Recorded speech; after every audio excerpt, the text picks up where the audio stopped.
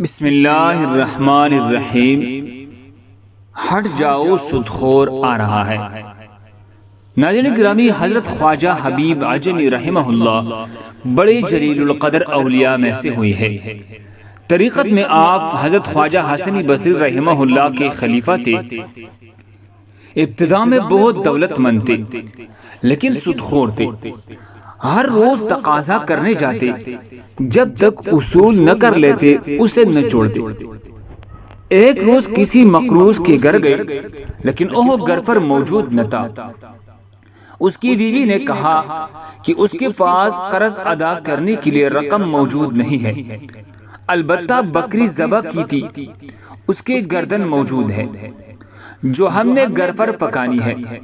لیکن آپ رحمہ اللہ اس عورت سے بکری کا گوشت زبردستی لے آئے اور گھر پہنچ کر بیوی سے کہا، یہ سود میں ملی ہے، اسے پکا لو۔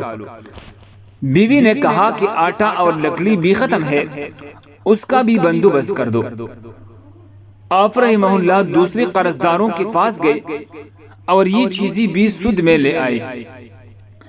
جب کھانا تیار ہو گیا تو کسی سوالی نے آواز دی کہ بھوکا ہو، کچھ کھانے کو دو۔ آپ نے اندر ہی سے اس سائل کو جھڑک دیا، سائل چلا گیا۔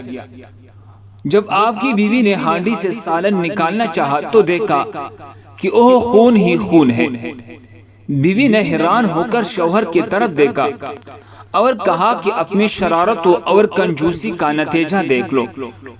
حضرت خواجہ حبیب عجمی رحمہ اللہ نے یہ ماجرا دیکھا تو حیرت زدہ رہ گئی۔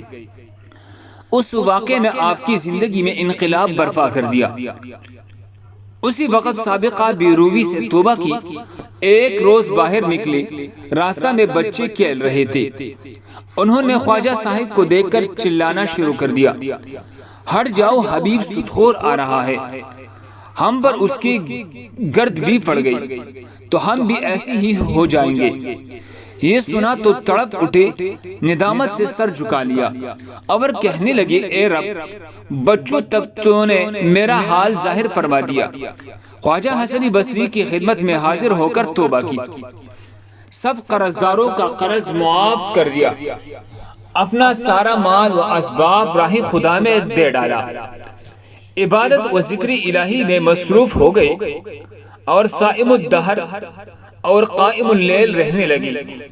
کچھ عرصہ بعد ایک دن پھر انہیں لڑکوں کے پاس سے گزر ہوا تو انہوں نے آپس میں کہا، خاموش رہو، حبیب العابد جاتے ہیں، حبیب العابد یعنی حسنی بصری کے پاس جاتے ہیں۔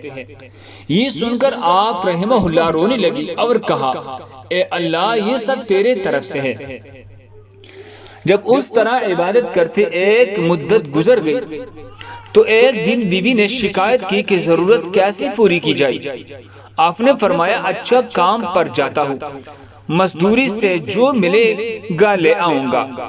چنانچہ آپ رحمہ اللہ دن بھر گھر سے باہر رہ کر عبادت کرتے اور شام کو گھر واپس آ جاتے۔ بیوی انہیں خالی ہاتھ دیکھتے تو کہتے کہ یہ کیا معاملہ ہے؟ آپ فرماتے کہ میں کام کر رہا ہوں، جس کا کام کر رہا ہوں وہ بڑا سخی ہے، کہتا ہے وقت آنے پر خود ہی اجرت دے دیا کروں گا، فکر نہ کرو، لہٰذا مجھے اس سے مانگتے ہوئی شرم آتی ہے۔ وہ کہتا ہے ہر 10ویں روز مزدوری دیا کروں گا۔ چنانچہ بیوی نے 10 دن صبر کیا۔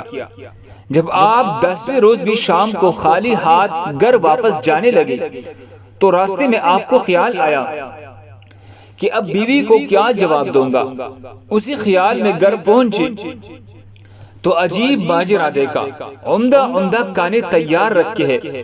بیوی آپ رحمہ اللہ کو دیکھتی ہی بول اٹھے، یہ کس نیک بخت کا کام کر رہے ہو جس نے دن رات کی اجرت اس قسم کی بیجی اور 3000 درہم نقد بھی بیجے ہے، اور یہ بھی کہلا بھیجا ہے کہ کام زیادہ محنت سے کروں گے تو اجرت زیادہ دوں گا۔ یہ دیکھ کر آپ کی آنکھیں اشکبار ہو گئی۔ خیال گزرا کہ خدائی پاک نے ایک گناہگار بندے کے 10 روز کی عبادت کا یہ صلہ دیا۔ اگر زیادہ حضور قلب سے عبادت کرو تو نہ جانے اللہ کیا کچھ دے گا۔ یہ خیال آتی ہی خلائق کی دنیا سے بالکل الگ ہو گئی اور ایسی عبادتی اور ریاضتی کہی کہ اسرار الہی بے نقاب ہو گئی، عنایت الہی کا نزول شروع ہو گیا اور آپ کو مستجاب الدعوات کا درجہ مل گیا۔ اس واقعے کا حاصل یہ ہے ناظرین گرامی، حقیقت ہے کہ اللہ تعالیٰ کسی کی محنت کو رائیگاں نہیں جانے دیتے۔ بے شک جو جتنی محنت کرے گا اسی قدر وہ صلہ پائے گا۔